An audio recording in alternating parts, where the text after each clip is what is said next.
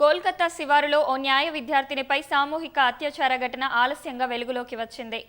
కాస్బాలోని ఓ న్యాయ కళాశాలలో చదువుతున్న బాధితురాలిపై ముగ్గురు మానవ మృగాలు దారుణానికి ఒడిగట్టారు. నిందితుల్లో ఇద్దరు బాధితురాలు చదువుతున్న కళాశాలలో ఆమెకు సీనియర్లని పోలీసులు తెలిపారు.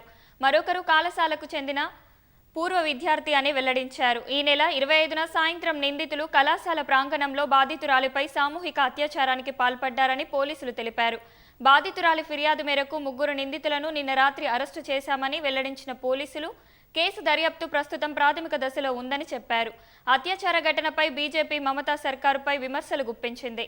నిందితుల్లో ఒకరు తృణమూల్ కాంగ్రెస్ సభ్యుడు ఉన్నాడని బీజేపీ ఐటీ సెల్ జాతీయ కన్వీనర్ అమిత్ మాలవీయ ఆరోపించారు. ఆర్జీకర్ ఘటన మరవక ముందే మరో ఘటన చోటు చేసుకుందని ఎక్స్లో పోస్ట్ చేశారు. మమతా సర్కార్ పాలనలో బెంగాల్ మహిళలకు భద్రత లేకుండా పోయిందని విమర్శించారు.